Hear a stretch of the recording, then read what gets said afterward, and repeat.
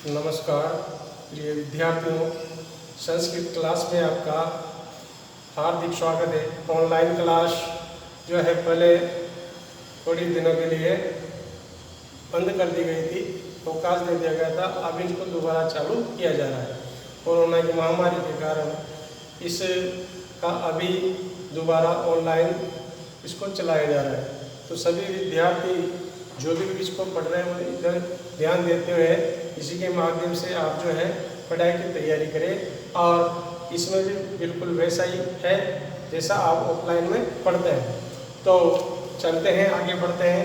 पहले के online class में हमने जो है अलंकार प्रकरण को छोड़ा था, अर्थात अलंकार प्रकरण जो है उसमें जो है अलंकार की परिभाषा, प्रकार, और इससे पहले एक दो अलंकार और पढ़ लेते, पाठ प्रथम और पाठ द्वितीय, अतः अनुप्रास और यमक अलंकार को पढ़ लिया था। अब यहाँ पर अपन जो है पाठ थर्ड पढ़ेंगे, अर्थात तीसरे पाठ को अपन यहाँ पर पढ़ेंगे, पाठ थर्ड। अतः यहाँ लिखा हुआ है श्लेष अलंकार। कौन सा अलंकार लिखा हुआ है? श्लेष अलंकार। तो श्लेष अलंकार का वही तरीका है। इसमें सबसे पहले यहाँ पर आता है लक्षण। तो श्लेष अलंकार का लक्षण है श्लिष्टै, ध्यान देना, श्लिष्टै पदै रनेकार्ता विधाने श्लेष इष्यते।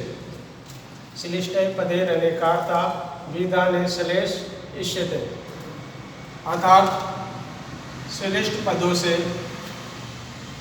पदों से जहाँ अनेक अर्थों का कथन हो, कथन मतलब कहा जाए, प्रकट होता हो।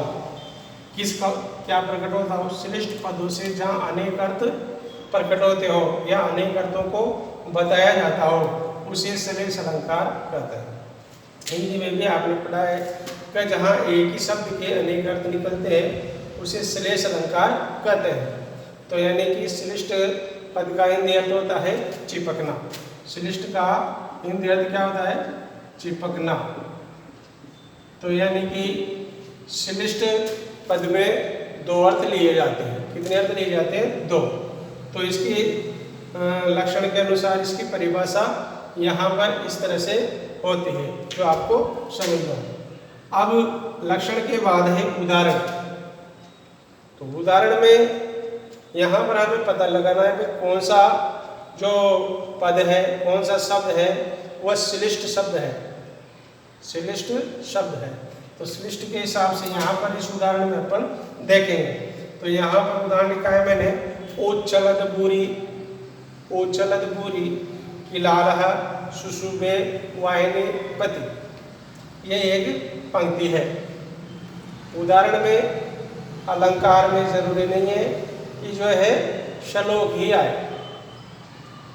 ये कुछ अलंकार ऐसे हैं जो पंक्तियों में है, श्लोक में भी होते हैं, पंक्तियों में भी होते हैं। तो इस सुविधा के अनुसार एक लाइन में आपकी जो है श्लेष अलंकार के लिए सुविधा है, जिसे आप लिखकर अच्छे अंक प्राप्त कर सकते हैं। तो मैंने यहाँ पर उदाहरण कौन सा लिखा? ओचलद बूरी किलाल शुशुभे वाहिनी पति। अब यहाँ पर दो जगह अंडरलाइन हो रहा है, किलाल, और दूसरा है वाहिनी पति। तो ये कौन से पद हैं? श्लिष्ट पद है। श्लिष्ट पद कौन कौन से? किलाल और वाहिनी पति। कौन से पद है ये? श्लिष्ट पद, अतः श्लिष्ट शब्द है। कौन से शब्द है?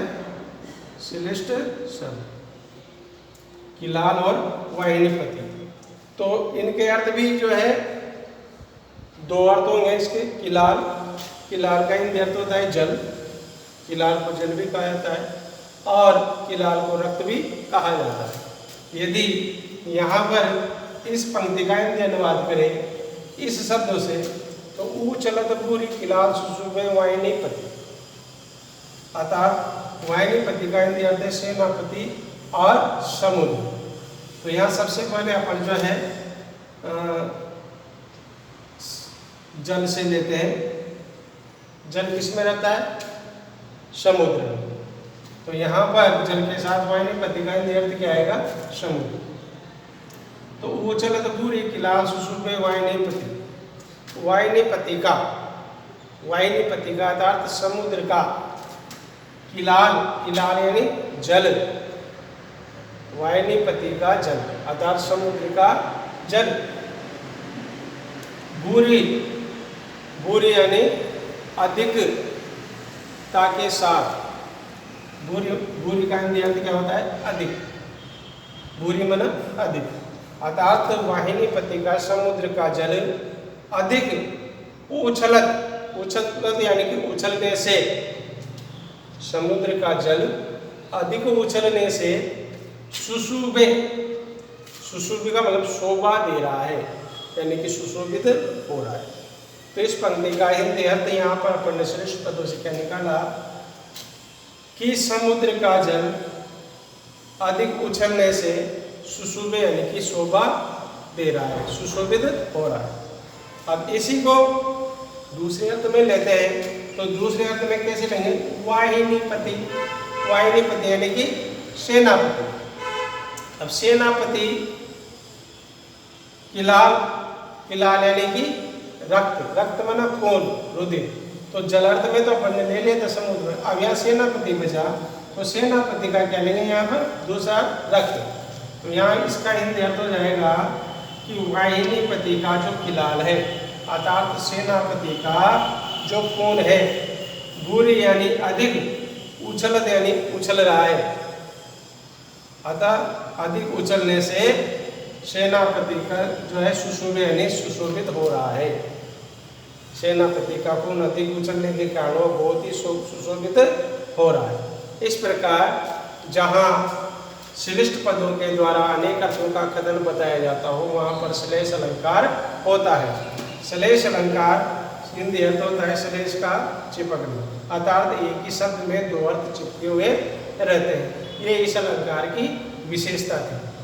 तो इस अलंकार को पढ़ने के बाद मुझे आशा है कि आप इस अलंकार के लक्षण को और उदाहरण को अच्छी तरह से जो है समझ सके हैं और इस अलंकार में आपके जो है ज़्यादा दिक्कत भी नहीं।